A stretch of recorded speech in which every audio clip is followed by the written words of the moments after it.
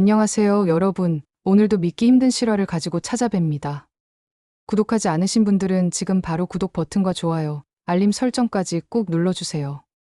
여러분의 작은 관심이 저희에게는 큰 힘이 됩니다. 오늘 들려드릴 이야기는 정말 충격적입니다. 65세 김영순 할머니가 겪은 일인데요. 남편이 남긴 13억의 유산을 노리는 며느리의 끔찍한 계획을 알게 된 할머니가 선택한 복수는 상상을 초월합니다. 며느리가 장례식장에서 한 말을 들으시면 정말 충격받으실 겁니다. 가족이라는 이름으로 누군가의 죽음을 기다린다는 것 여러분은 상상이나 해보셨나요? 하지만 오늘 이야기의 결말은 정말 통쾌합니다. 완벽한 복수가 무엇인지 보여드리겠습니다. 그럼 지금부터 김영순 할머니의 놀라운 이야기를 시작하겠습니다. 김영순 할머니, 올해 65세입니다. 2년 전 남편 김철수 씨가 갑작스런 심장마비로 세상을 떠난 후 강남 압구정동 45평 아파트에서 혼자 살고 있었죠. 여보, 당신 없으니까 이 집이 너무 커 보여요. 40년 동안 함께 살았는데 이제 혼자 남겨두고 어디 간 거예요? 남편이 남긴 재산은 상당했습니다. 평생을 성실하게 일해서 모은 돈이었거든요. 강남 아파트 시가 8억 원, 은행 예금과 적금 3억 원, 그리고 생명보험 2억 원까지 합쳐서 총 13억 원의 재산이었습니다. 여보, 당신이 평생 모은 이 돈을 어떻게 해야 할까요? 아들에게 다 물려주는 게 맞겠죠. 그런데 요즘 민수가 자주 와서 이상한 얘기를 해요. 아들 민수는 45세, 중견기업에 다니는 평범한 직장인이었습니다.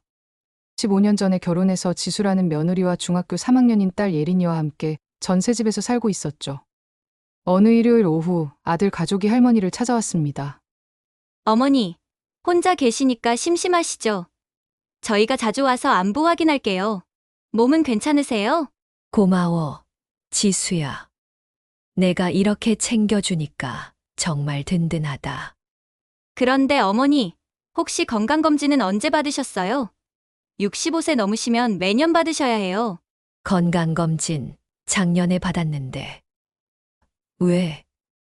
아, 그냥요. 요즘 65세 이상 분들이 갑자기 쓰러지시는 경우가 많다고 해서요. 심장마비나 뇌졸중 같은 거요.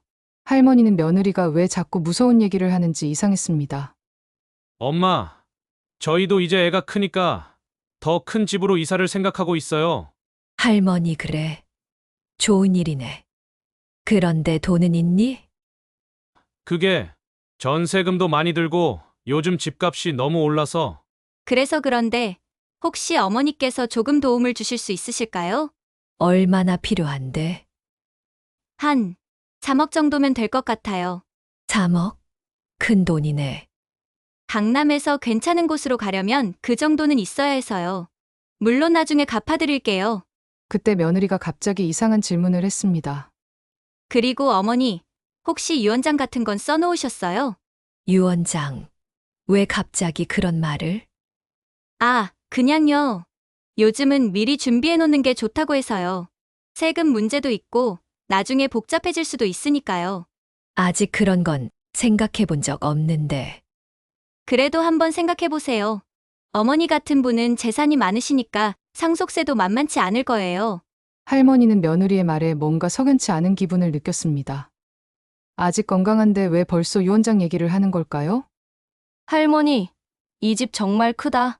나중에 여기서 살 수 있을까? 예린아, 그런 말 하는 거 아니야. 왜요? 어차피 나중에는 예린아, 조용히 해. 할머니는 손녀와 며느리의 대화에서 뭔가 이상한 느낌을 받았습니다. 어차피 나중에는 이라는 말이 무슨 뜻일까요?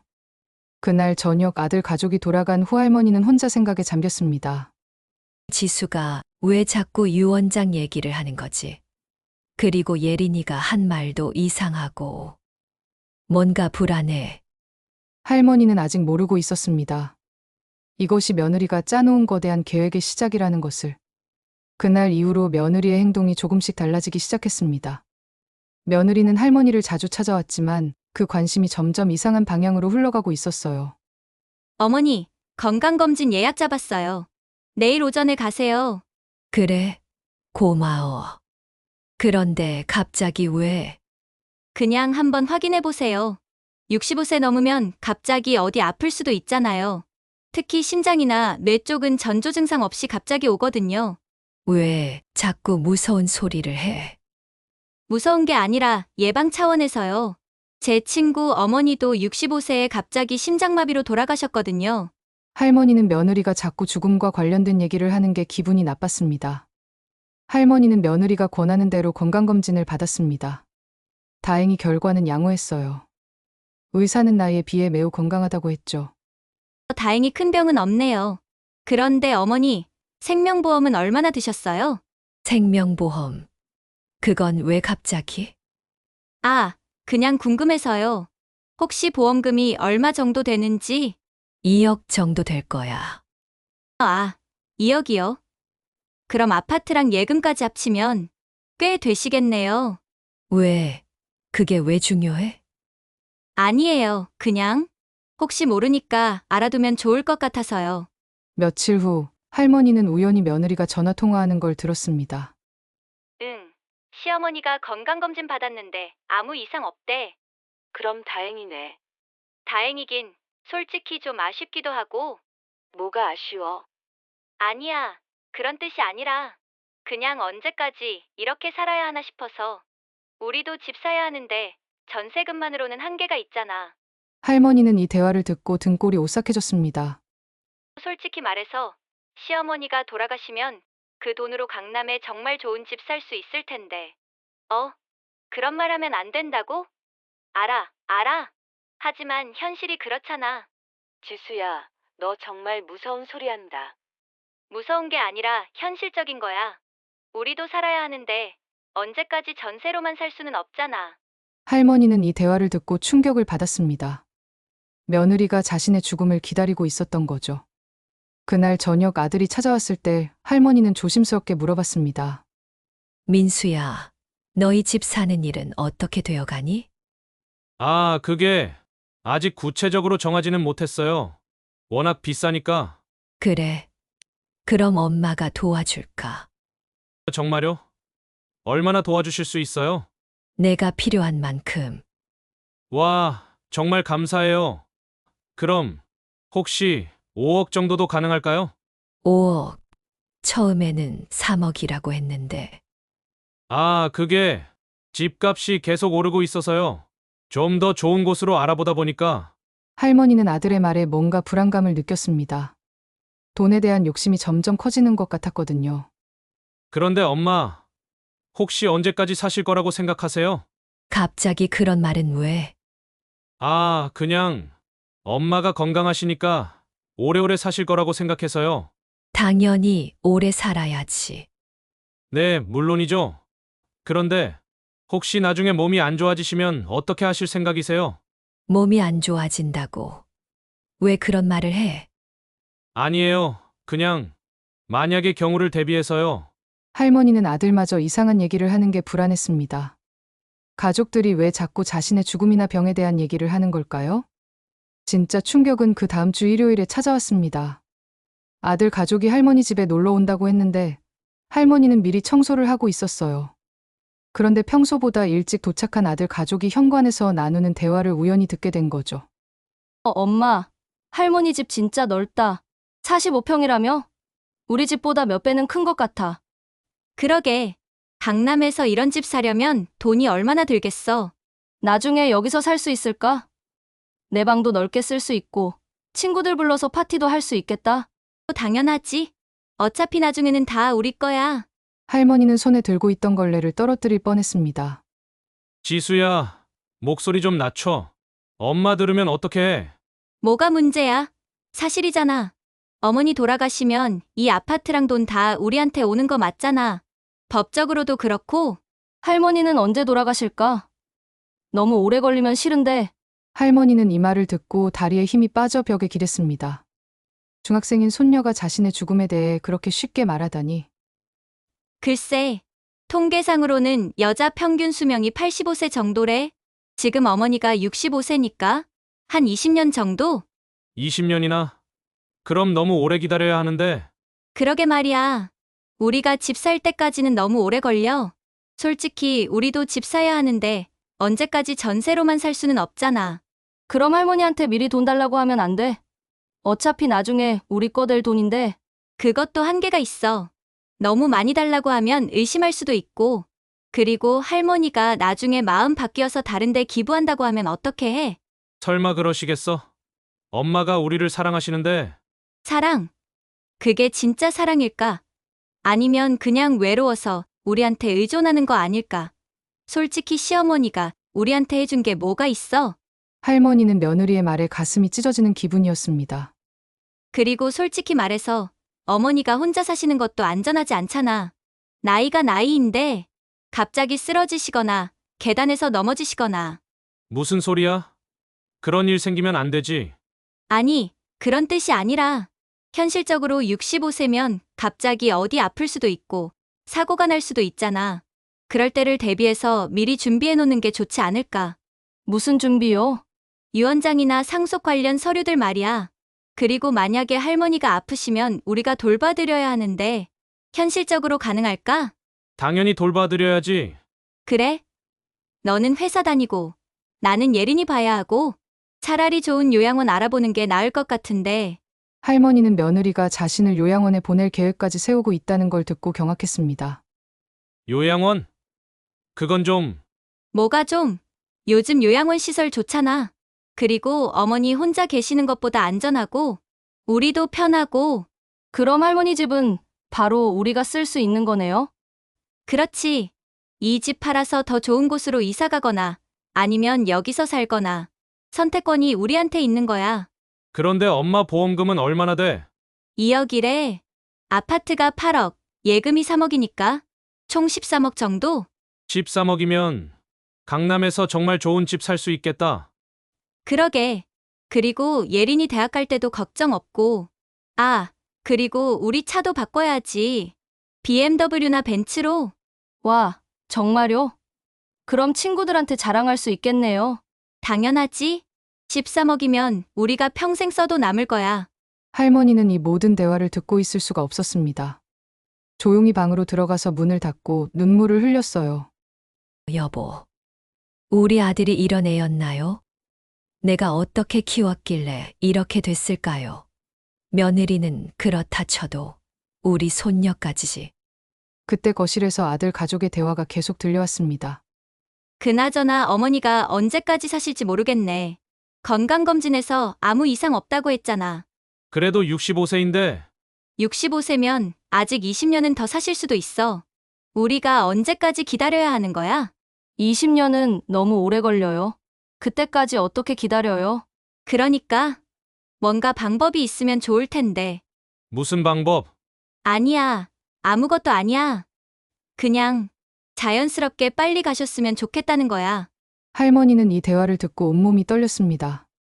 정말로 자신의 가족들이 자신의 죽음을 바라고 있었던 거죠. 그날 이후 할머니는 며느리를 다른 시선으로 보기 시작했습니다. 그리고 며칠 후 더욱 충격적인 사실을 알게 됩니다. 지수가 요즘 자주 와서 집 구석구석 살펴보는 것 같은데. 뭘 하는 걸까? 궁금해진 할머니는 며느리가 화장실에 간 사이 며느리의 핸드폰을 슬쩍 들여다봤습니다. 그리고 그 안에서 믿을 수 없는 것들을 발견했죠. 이게 뭐야? 며느리의 핸드폰에는 인테리어 업체와 주고받은 메시지들이 있었습니다. 강남 압구정동 45평 아파트 전체 리모델링 견적 부탁드려요. 안방과 작은 방 벽을 허물어서 넓은 거실로 만들고 싶어요. 45평 전체 리모델링이면 예산이 얼마 정도 생각하고 계세요? 5천만 원 정도로 생각하고 있어요. 언제쯤 시작할 수 있을까요? 언제부터 공사 예정이세요? 아직 정확하지는 않지만 내년 중에는 가능할 것 같아요. 할머니는 손이 덜덜 떨렸습니다. 며느리가 벌써 자신의 집을 리모델링할 계획을 세우고 있었던 거죠. 더 충격적인 건 검색 기록이었습니다. 65세 평균 수명, 독거노인 갑작스런 사망 원인, 상속세 절약 방법, 생명보험금 수령 절차. 할머니는 며느리가 자신의 죽음에 대해 이렇게 자세히 조사하고 있었다는 사실에 경악했습니다. 그때 카카오톡 메시지도 확인하게 됐어요. 언니, 시어머니가 너무 건강해서 문제야. 그래도 65세면 고지지 뭐 크크. 우리 전세 계약이 내년에 끝나는데 그때까지는 뭔가 변화가 있었으면 좋겠어. 변화라니? 설마. 아니야, 그런 뜻이 아니라 그냥 시어머니가 마음을 열어서 집 사는 거 도와주셨으면 하는 거야. 그럼 다행이다. 무서운 소리 하는 줄 크크. 근데 솔직히 말하면 언제까지 기다려야 하는지 모르겠어. 나이가 나이인데 할머니는 며느리의 진짜 속마음을 보고 소름이 돋았습니다. 그런데 더 충격적인 메시지가 있었습니다. 며느리가 다른 친구와 나눈 대화였어요. 언니야, 내가 상속 관련해서 좀 알아봤는데 왜? 뭔 일이야? 시어머니가 유언장 안 써놨거든. 그럼 법정 상속이 되는데 우리 남편이 외아들이라서 다 우리가 받게 돼. 어머, 그럼 좋은 거 아니야? 그런데 상속세가 문제야. 13억이면 세금만 몇 억 나올 수도 있어. 헐, 그럼 어떻게 해? 그래서 미리미리 증여받는 게 좋겠더라고. 연간 5천만 원씩 증여받으면 세금 안 내거든. 그럼 시어머니한테 말씀드려봐. 그게 아직 너무 건강하셔서 그런 얘기 꺼내기가 그렇더라. 아, 그렇구나, 키읔키읔. 솔직히 빨리 결론이 났으면 좋겠어. 우리도 애가 크는데 언제까지 이렇게 살 수는 없잖아. 할머니는 핸드폰을 다시 제자리에 놓고 화장실에서 나온 며느리를 바라봤습니다. 겉으로는 웃고 있지만 속으로는 자신의 죽음을 계산하고 있었던 거죠. 어머니, 뭐 하고 계세요? 아무것도. 그냥 TV 보고 있었어. 그런데 어머니, 오늘 은행에 갔다 오셨어요? 응. 왜? 아, 그냥 요즘 65세 이상 분들 대상으로 보이스피싱이 많다고 해서요. 혹시 이상한 전화 오면 절대 돈 보내시면 안 돼요. 알고 있어. 그런 건 조심하고 있으니까. 그리고 어머니, 혹시 통장이나 카드 같은 것들 어디에 보관하세요? 왜 갑자기 그런 걸 물어? 만약에 어머니가 갑자기 아프시거나 그러면 우리가 대신 처리해야 할 수도 있잖아요. 미리 알아두면 좋을 것 같아서요. 할머니는 며느리의 말에 등골이 서늘해졌습니다. 겉으로는 걱정하는 척하지만 실제로는 자신의 재산에 대한 정보를 캐내려는 거였죠. 그런 건 필요할 때 얘기해 줄게. 네, 알겠어요. 그런데 어머니, 혹시 아버님이 남기신 유언장 같은 건 없어요? 없어. 갑자기 돌아가셔서. 아, 그럼 어머니가 유언장 써놓으시는 게 좋을 것 같은데요. 나중에 복잡해질 수도 있고. 아직 그런 생각은. 어머니, 요즘은 미리 준비해 놓는 게 당연해요. 그래야 나중에 상속세도 절약할 수 있고 가족들끼리 다툼도 없고요. 할머니는 며느리가 자꾸 유언장 얘기를 하는 이유를 이제 알 것 같았습니다. 자신이 확실히 재산을 물려받도록 못을 박아두려는 거였죠. 그날 밤 며느리가 간 후 할머니는 혼자 앉아서 모든 상황을 정리해봤습니다. 지수가 내 죽음을 기다리고 있어. 그리고 민수도 마찬가지고. 심지어 예린이까지. 내가 이 가족들에게 뭐였던 거지? 그냥 돈덩어리였나? 할머니는 그날 밤잠을 이룰 수 없었습니다. 자신이 평생 사랑했던 가족들이 자신의 죽음만을 기다리고 있다는 현실이 받아들여지지 않았거든요. 며칠 후 할머니는 중대한 결심을 했습니다. 가족들의 진짜 모습을 확실히 확인하고 그에 맞는 대응을 하기로 한 거죠. 김영순, 이제 정신 차려. 내가 죽기를 바라는 놈들한테 당하고만 있을 거야? 할머니는 먼저 변호사 사무실을 찾아갔습니다. 어르신, 어떤 일로 오셨나요? 유언장을 작성하고 싶어요. 그런데 좀 특별한 유언장으로요. 특별한 유언장이라고 하시면 일단은 일반적인 유언장을 써두고 나중에 필요하면 변경할 수 있도록 해두고 싶어요. 물론 가능합니다. 언제든지 수정하실 수 있어요. 할머니는 먼저 평범한 유언장을 작성했습니다. 아들에게 모든 재산을 상속한다는 내용이었죠. 하지만 할머니에게는 다른 계획이 있었습니다. 그 다음날 할머니는 아들에게 전화를 걸었어요. 민수야, 엄마가 유언장을 써놨다. 엄마, 갑자기 왜요? 아직 건강하시잖아요. 그래도 미리 준비해 놓는 게 좋을 것 같았어. 지수가 자꾸 얘기하더라고. 아, 그렇구나. 그럼 어떻게 써놓으셨어요? 당연히 내가 다 받도록 해놨지. 너 말고 누구한테 줄 게 있겠니? 감사해요, 엄마. 그런데 혹시 언제쯤?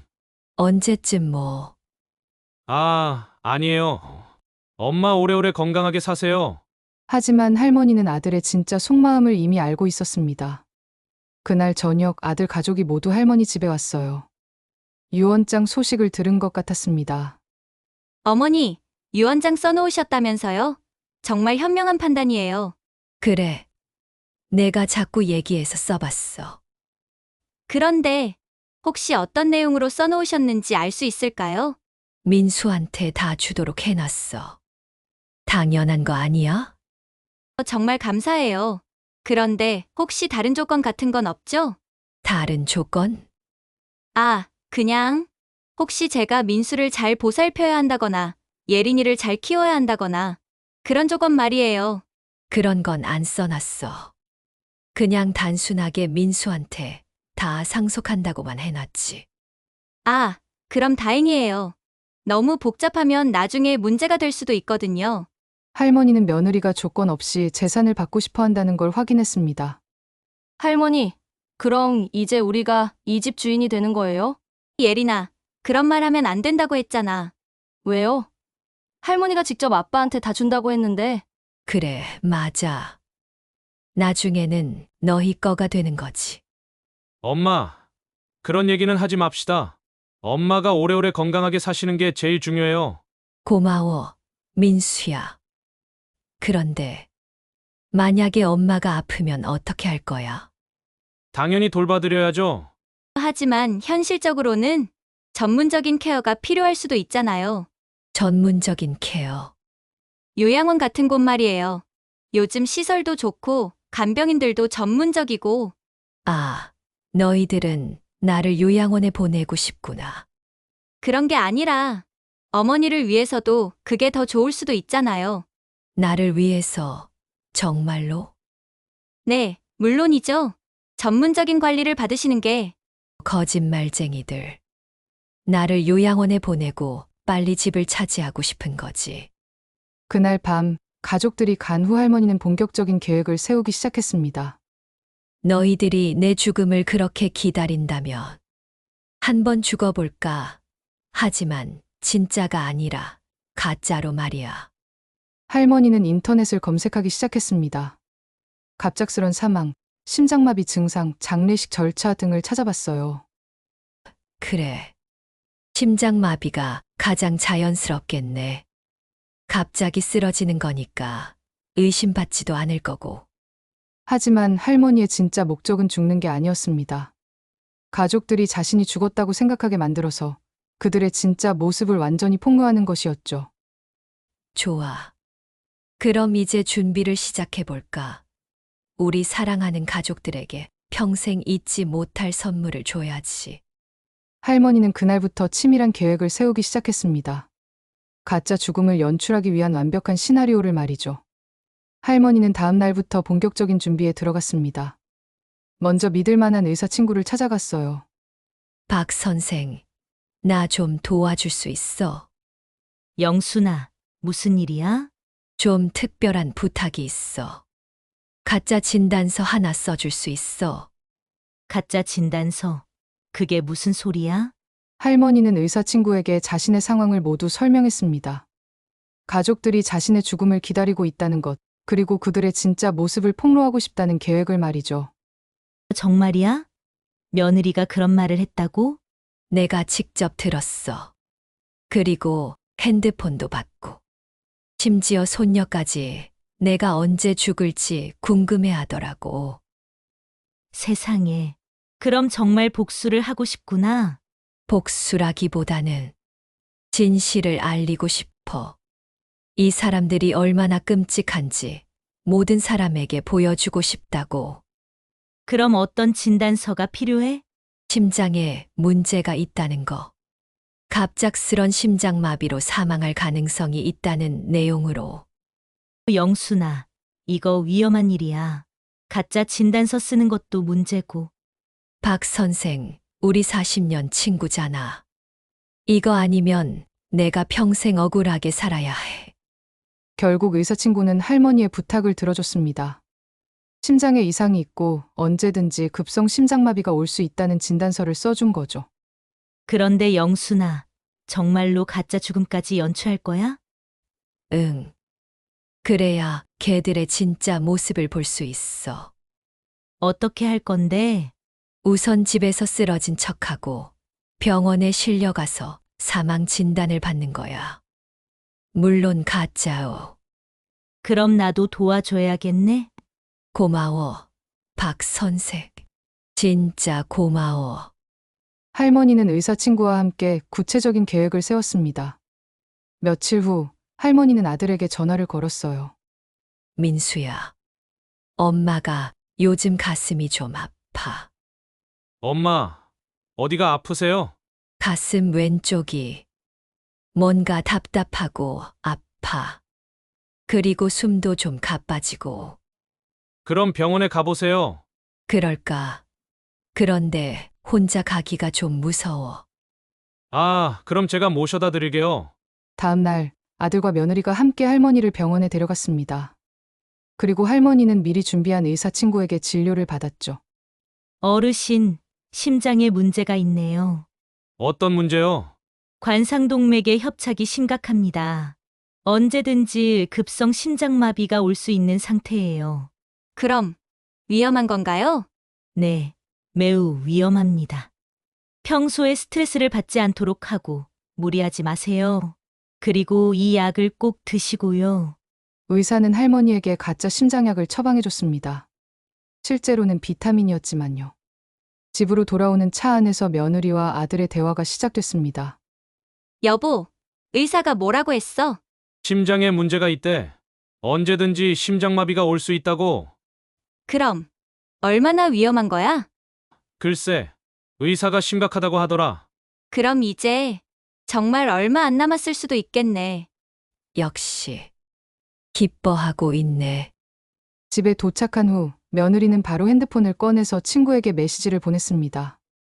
언니, 시어머니가 심장병이래. 의사가 언제든지 심장마비 올 수 있다고 했어. 헐, 진짜. 그럼 어떻게 해? 모르겠어. 일단 기다려봐야지. 근데 솔직히 말하면 이제 정말 얼마 안 남은 것 같아. 지수야, 그런 말 하면 안 돼. 알아. 그런데 현실적으로 우리도 준비해야 하잖아. 할머니는 며느리의 메시지를 몰래 확인했습니다. 예상했던 대로였죠. 좋아. 이제 본격적으로 시작해볼까? 그날 밤 할머니는 마지막 준비를 했습니다. 며칠 후면 자신이 죽는 날이니까요. 김영순, 이제 정말 마지막 연기를 해볼 시간이야. 평생 연기 한 번 안 해봤는데, 이번만큼은 아카데미상을 받을 정도로 해보자. 할머니는 완벽한 계획을 세웠습니다. 이제 실행에 옮길 일만 남았죠. 병원에 다녀온 지 일주일 후 할머니는 아들 가족을 불러 모았습니다. 중대한 발표를 하기 위해서였죠. 너희들에게 말할 게 있어서 불렀어. 엄마, 뭔 일이에요? 표정이 안 좋으신데.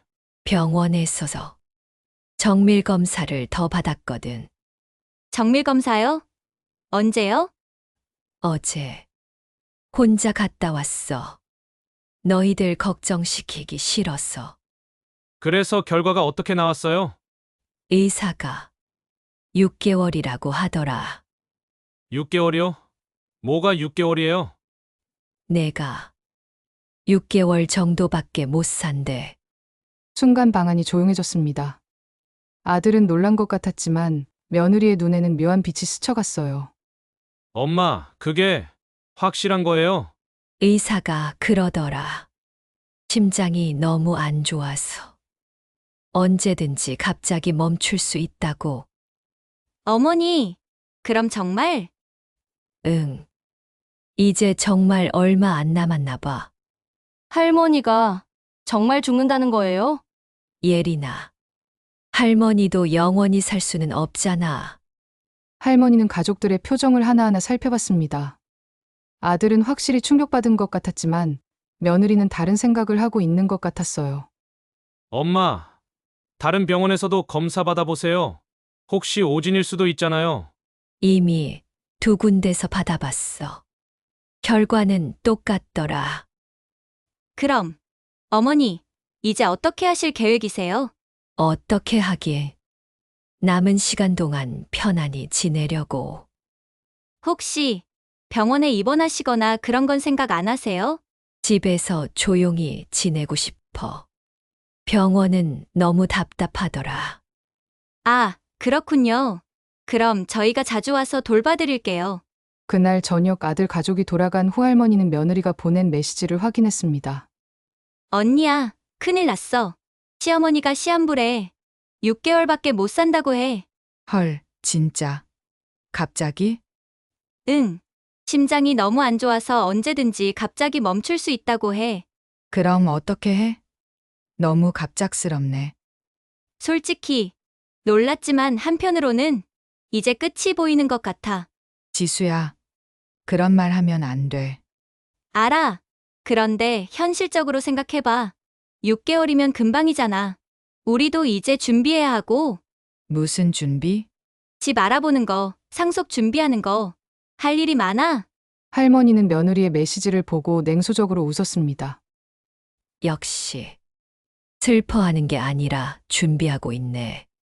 며칠 후 며느리는 할머니에게 찾아와서 이상한 제안을 했습니다. 어머니, 제가 요즘 생각해봤는데, 혹시 미리 상속 준비를 해두시는 게 어떨까요? 상속 준비. 네. 어머니가, 그런 상황이시니까 미리 정리해두시면 나중에 복잡하지 않을 것 같아서요. 어떤 정리? 예를 들어서, 통장이나 카드 같은 것들 위치를 알려주시거나, 중요한 서류들이 어디 있는지 정리해주시거나, 벌써 내 재산을 정리하고 싶어 하는구나. 아직은 그런 기분이 아니야. 그래도 어머니, 미리 준비해두시는 게 좋을 것 같은데요. 갑자기 무슨 일이 생기면, 알겠어. 생각해 볼게. 그리고 어머니, 혹시 장례식은 어떻게 치르고 싶으세요? 장례식. 벌써 그런 얘기를? 아, 죄송해요. 그런데 어머니가 원하시는 대로 해드리고 싶어서 미리 알아두면 좋을 것 같아서요. 할머니는 며느리가 벌써 자신의 장례식까지 생각하고 있다는 걸 확인했습니다. 간소하게. 조용히 치르고 싶어. 네, 알겠어요. 그런데 혹시 어느 장례식장으로 할지도 생각해 두셨어요? 정말 철저하네. 그날 밤 할머니는 며느리와 아들이 나눈 전화 통화를 엿들었습니다. 여보, 어머니 상태가 생각보다 심각한 것 같아. 그래? 6개월이라고 하시긴 했지만 의사가 그렇게 말했으니까 정말 그런 것 같아. 우리 준비해야 할 것 같은데, 무슨 준비? 일단 집부터 알아봐야 하지. 어머니 돌아가시면 여기서 살 건지, 아니면 팔고 다른 곳으로 갈 건지, 그것도 그러네. 그런데 45평은 너무 크긴 해. 팔아서 좀 더 작은 곳으로 가고, 나머지 돈으로 투자하는 게 나을 것 같아. 예린이 대학 갈 때까지 많이 필요할 거잖아. 그래, 맞네. 그럼 부동산도 미리 알아볼까? 응. 그리고 상속세 관련해서도 미리 알아봐야겠어. 13억이면 세금이 만만치 않을 텐데. 할머니는 이 대화를 듣고 더욱 확신했습니다. 정말로 자신의 죽음만을 기다리고 있다는 걸 말이죠. 할머니가 시한부 진단을 받았다고 발표한 지 2주가 지났습니다. 그동안 가족들의 행동은 할머니의 예상을 뛰어넘었어요. 어머니, 오늘은 컨디션이 어떠세요? 그냥 평소와 비슷해. 그런데 어머니, 제가 요양병원 몇 군데 알아봤는데 혹시 관심 있으세요? 요양병원. 왜? 집에서 혼자 계시는 것보다 전문적인 케어를 받으시는 게 좋을 것 같아서요. 만약에 갑자기 무슨 일이 생기면 아직은 집에서 지내고 싶어. 그래도 한번 보러 가보세요. 요즘 시설 정말 좋더라고요. 며칠 후 할머니는 아들과 며느리가 거실에서 나누는 대화를 또 엿들었습니다. 지수야, 엄마 상태가 어떤 것 같아? 글쎄, 겉으로 보기에는 괜찮아 보이는데 의사가 6개월이라고 했으니까. 그런데 6개월이면 정확히 언제쯤? 의사가 그런 건 정확히 말할 수 없다고 하더라. 하지만 갑작스럽게 올 수도 있다고 해. 그럼 우리가 준비해야 할 게 많겠네. 응. 일단 장례식장부터 알아봐야겠어. 미리 예약해두면 나중에 편하잖아. 그것도 그렇고 상속 관련 서류들도 미리 준비해야겠고. 어머니가 유언장은 써놓으셨으니까 다행이야. 그런데 통장이나 중요한 서류들 위치를 정확히 알아둬야 할 것 같은데. 엄마한테 직접 물어보기는 좀 그렇고. 나도 그래. 그래도 슬슬 알아봐야겠어. 나중에 급하게 찾아야 하면 곤란하잖아. 할머니는 이런 대화들을 들으며 점점 화가 났습니다. 자신이 아직 살아있는데 벌써 사후 정리를 하고 있다니. 그러던 어느 날 더욱 충격적인 일이 벌어졌습니다. 손녀 예린이가 친구들과 나눈 대화를 할머니가 우연히 들은 거예요. 응. 우리 할머니 곧 돌아가신대. 진짜 갑자기? 심장병이래. 6개월밖에 못 산다고 해. 헐, 대박. 그럼 슬프겠다. 슬프긴 한데 솔직히 말하면 좀 기대되는 것도 있어. 뭐가? 할머니 집이 강남에 45평이거든. 나중에 우리가 그 집에서 살 수도 있대. 와, 진짜 45평이면 진짜 크겠다. 응. 그리고 할머니가 돈도 많이 갖고 계셔. 나중에 우리 가족이 다 받게 돼. 부럽다. 그럼 너 나중에 부자 되겠네. 크크크, 그런 것 같아. 엄마가 그러는데 할머니 돈이 10억이 넘는데. 할머니는 중학생인 손녀까지도 자신의 재산에만 관심이 있다는 걸 확인하고 마음이 무너져 내렸습니다. 예린이까지. 내가 이 아이에게 뭐였던 거지? 그냥 돈줄이었나? 그날 밤 할머니는 더욱 결심을 굳혔습니다. 좋아. 너희들이 내 죽음을 그렇게 기다린다면 정말로 죽어볼까? 하지만 가짜로 말이야. 그리고 너희들의 추한 모습을 세상에 다 보여주겠어. 할머니는 의사 친구에게 전화를 걸었습니다. 박 선생, 이제 정말로 실행할 때가 온 것 같아. 정말로 할 거야? 응. 더 이상 참을 수가 없어. 이 사람들이 얼마나 끔찍한지 모든 사람에게 보여주고 싶어. 알겠어. 그럼 언제 할 거야? 다음 주 정도로 생각하고 있어. 그때까지 마지막 준비를 할게. 조심해, 영순아. 위험한 일이니까. 고마워. 평생 고마울 거야. 할머니는 드디어 결행 날짜를 정했습니다. 이제 정말로 자신의 죽음을 연출할 때가 온 거죠. 드디어 결행일이 다가왔습니다. 할머니는 완벽한 계획을 세워뒀어요. 오전에 아들에게 전화를 걸어서 몸이 안 좋다고 말하고 오후에 가족들이 방문했을 때 쓰러지는 연극을 할 예정이었습니다. 민수야. 엄마가 오늘 아침부터 가슴이 너무 아파. 엄마, 많이 아프세요? 응. 숨도 가쁘고 어지럽기도 하고. 혹시 오늘 시간 되면 잠깐 들를 수 있어? 네, 알겠어요. 오후에 지수랑 예린이랑 같이 갈게요. 고마워. 할머니는 전화를 끊고 마지막 준비를 했습니다. 의사 친구와도 최종 확인을 했죠. 영순아, 정말 괜찮겠어? 응. 이제 돌이킬 수 없어. 이 기회가 아니면 평생 억울하게 살아야 해. 알겠어. 그럼 3시에 119에 신고가 들어오면 우리가 출동할게. 고마워. 박 선생. 정말 고마워. 오후 2시 30분 아들 가족이 할머니 집에 도착했습니다. 어머니, 컨디션이 어떠세요?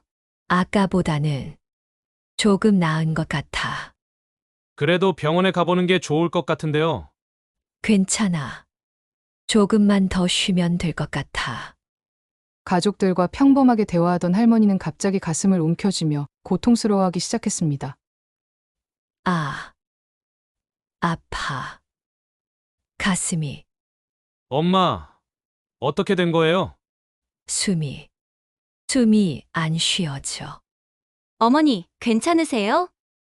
아, 아파. 도와줘. 119에 신고해야겠어. 여보세요. 환자가 심장마비 증상을 보이고 있어요. 할머니는 바닥에 쓰러져서 죽은 척 연기를 했습니다.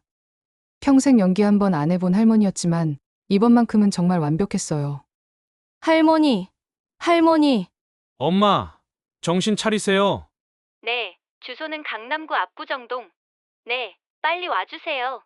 5분 후 구급차가 도착했습니다. 할머니가 미리 약속한 의사 친구가 구급대원으로 변장하고 온 거죠. 어떻게 된 상황인가요? 갑자기 가슴을 움켜쥐고 쓰러졌어요. 맥박이 느껴지지 않습니다. 그게 무슨 뜻이에요? 심장이 멈춘 것 같습니다. 병원으로 이송해야겠어요. 할머니는 구급차에 실려서 병원으로 향했습니다. 가족들도 함께 따라갔죠. 병원에 도착한 후 의사 친구는 가족들에게 충격적인 소식을 전했습니다. 유가족분들과 잠깐 상담을 하겠습니다. 어떻게 된 건가요? 안타깝게도 급성 심장마비로 돌아가셨습니다. 뭐라고요? 심장이 완전히 멈췄고 소생시키려고 노력했지만 이미 늦었습니다. 그럼 정말로? 네. 오후 3시 27분에 사망하셨습니다. 순간 가족들은 조용해졌습니다. 아들은 진짜로 충격받은 것 같았지만 며느리의 표정에는 묘한 안도감이 스쳐갔어요. 할머니가 정말 돌아가신 거예요? 네, 안타깝게도 그렇습니다. 그럼 이제 어떻게 해야 하나요? 사망 진단서를 발급해드리고 장례 준비를 하시면 됩니다. 할머니는 옆 병실에서 이 모든 대화를 엿듣고 있었습니다. 의사 친구가 몰래 녹음 장치도 설치해뒀거든요. 이제 시작이야. 너희들의 진짜 모습을 보자. 할머니의 사망 소식은 빠르게 친척들에게 전해졌습니다. 그리고 다음날 장례식장에서 빈소가 차려졌어요. 물론 관 안에는 할머니가 아닌 인형이 들어있었습니다. 할머니는 장례식장 근처에 숨어서 가족들과 친척들의 행동을 지켜보고 있었어요. 어머니가 갑자기 심장마비로 돌아가셨어요. 그래. 너무 갑작스럽네. 아직 65세밖에 안 되셨는데. 그래도 고생 많으셨으니까. 이제 편히 쉬시겠네. 조문객들이 오가는 가운데 할머니는 며느리와 아들이 친척들과 나누는 대화를 들었습니다. 민수야, 상속은 어떻게 되는 거니? 어머니가 유언장을 써놓으셔서 저에게 다 물려주신다고 하셨어요. 그럼 다행이네. 재산이 꽤 된다면서. 집하고 예금하고 보험금까지 해서 13억 정도 돼요. 13억? 그럼 정말 많이 받겠네. 네. 이제 좋은 집으로 이사 갈 수 있을 것 같아요. 할머니는 며느리가 자신의 장례식장에서 이사 얘기를 하는 걸 듣고 분노가 치밀었습니다. 잠시 후 더욱 충격적인 대화가 들려왔어요. 지수야, 그런데 시어머니 돌아가신 거 슬프지 않니? 물론 슬프죠. 하지만 솔직히 말하면 어머니가 병으로 고생하시는 걸 보는 것보다는 이렇게 편히 가신 게 다행이라고 생각해요. 그렇긴 하네. 6개월 시한부라고 했으니까. 그리고 어머니가 살아계실 때는 여러 가지로 신경 쓸 일이 많았거든요. 이제는 우리 가족만 생각하면 되니까 한편으로는 자유로워진 기분이에요. 할머니는 며느리의 말을 듣고 주먹을 불끈 쥐었습니다. 자유로워졌다고. 내가 그렇게 부담스러웠다고? 그때 손녀 예린이가 친구들과 나누는 대화도 들려왔습니다. 응. 할머니 장례식 중이야. 많이 슬프겠다. 슬프긴 한데 솔직히 말하면 이제 45평 집에서 살 수 있을 것 같아서 기대돼. 진짜? 언제 이사가? 엄마가 그러는데 장례 끝나고 바로 준비할 거래. 아, 그리고 우리 이제 부자 됐어. 할머니가 돈을 엄청 많이 갖고 계셨거든. 와, 부럽다. 그럼 용돈도 많이 받겠네. 크크크, 그럴 것 같아. 이제 갖고 싶은 거 다 살 수 있을 거야. 할머니는 손녀의 말에 더욱 실망했습니다. 자신의 죽음보다 돈에만 관심이 있었던 거죠. 그런데 정말 충격적인 순간이 찾아왔습니다. 조문객들이 모두 나간 저녁 시간 가족들만 남았을 때였어요. 아, 정말 답답해. 언제까지 이런 척 해야 해? 지수야, 목소리 좀 낮춰. 누가 들으면 어떡해. 뭐가 문제야? 이제 시어머니 돌아가셨는데 솔직히 말해서 우리 이제 자유야. 그래도 그런 말은. 왜? 시어머니가 살아계실 때 우리가 얼마나 눈치 봤는데. 이것도 허락받고 저것도 허락받고 이제 그런 거 없이 우리 마음대로 살 수 있잖아. 엄마 말이 맞아요. 이제 할머니 눈치 안 보고 살 수 있어서 좋아요. 그러게. 그리고 13억이면 우리가 평생 써도 남을 거야. 강남에서 제일 좋은 집으로 이사 가고, 차도 외제차로 바꾸고, 그래도 장례식장에서 그런 얘기는 아무도 없잖아. 그리고 이게 우리 진짜 마음이야. 시어머니 죽기를 얼마나 기다렸는데. 바로 그 순간이었습니다. 할머니가 장례식장 문을 열고 들어온 거죠. 그래, 내가 죽기를 그렇게 기다렸구나. 어머니. 엄마, 어떻게? 할머니가 살아있어. 그래, 나 안 죽었다. 너희들이 내 죽음을 얼마나 기다렸는지 다 들었어. 어머니, 그게 아니라. 아니라고? 방금 뭐라고 했어? 13억으로 평생 살 수 있다고. 내가 죽어서 자유로워졌다고 했잖아. 엄마, 병원에서 돌아가셨다고? 가짜야. 다 가짜였어. 너희들의 진짜 모습을 보기 위해서 연극한 거였다고. 순간 장례식장은 아수라장이 되었습니다. 조문객들도 소리를 듣고 다시 들어왔어요. 고인이 살아계시네? 어떻게 된 일이에요? 여러분, 다 들어보세요. 이 사람들이 제 죽음을 얼마나 기다렸는지. 할머니는 며느리가 자신의 재산을 탐내며 죽음을 기다렸던 모든 증거들을 공개하기 시작했습니다. 여러분, 저는 지난 몇 달 동안 이 가족들이 저를 어떻게 생각하는지 알게 됐습니다. 어떻게 된 일이에요? 이 며느리는 제가 빨리 죽기를 바라면서 인테리어 견적까지 받아놨어요. 제 집을 리모델링 하려고 말이에요. 어머니, 그건. 그리고 검색 기록에는 65세 평균 수명, 독거노인 갑작스런 사망, 이런 것들을 찾아봤더라고요. 세상에. 아들도 마찬가지예요. 제가 언제까지 살지 궁금해하고 상속 계획 세우기에 바빴어요. 엄마, 그런 뜻이 아니었어요. 그런 뜻이 아니라고. 방금 여기서 뭐라고 했어? 시어머니가 죽어서 자유로워졌다고 했잖아. 조문객들은 할머니의 폭로에 경악했습니다. 그리고 가장 충격적인 건 제 손녀예요. 중학생이 할머니가 언제 죽을지 친구들한테 얘기하고 13억을 받으면 뭘 살지 계산하고 있었어요. 할머니, 너희들에게는 내가 사람이 아니라 그냥 돈덩어리였나 봐. 가족이라는 이름으로 누군가의 죽음을 기다린다는 게 이런 거였구나. 지수야, 정말 그런 거야? 죄송해요. 정말 죄송해요. 이제 와서 죄송하다고. 진심이 아닌 걸 다 알고 있어. 할머니는 가방에서 서류 한 장을 꺼냈습니다. 그리고 이건 새로 쓴 유언장이에요. 제 모든 재산을 자선단체에 기부한다는 내용이에요. 엄마, 그게 무슨 말씀이세요? 13억 전액을 소외계층을 위한 자선단체에 기부합니다. 너희들처럼 돈에만 관심 있는 사람들에게는 한 푼도 주지 않겠어. 어머니, 제발. 제발. 지금 와서 제발이라고. 너희들이 나를 어떻게 생각했는지 다 알고 있어. 조문객들은 이 상황을 믿을 수 없다는 표정으로 바라봤습니다. 지수야, 정말 시어머니 죽기를 기다렸던 거야? 죄송해요. 모민수야, 너도? 내 어머니인데. 고모, 그런 뜻이 아니었어요. 이제 변명은 그만해. 나는 앞으로 혼자 살면서 내 돈은 정말 필요한 사람들을 위해 쓰겠어. 그때 할머니의 의사 친구가 나타났습니다. 영순 씨, 계획대로 잘 됐네요. 의사 선생님도 공모하신 거예요? 네, 영순 씨가 가족들의 진짜 모습을 확인하고 싶다고 해서 도와드렸습니다. 가짜 진단서와 사망 진단서도 제가 써드린 거예요. 박 선생님 덕분에 이 사람들의 진짜 모습을 다 볼 수 있었어요. 며느리는 무릎을 꿇고 빌기 시작했습니다. 어머니, 정말 죄송해요. 다시는 그런 생각 안 할게요. 제발 용서해 주세요.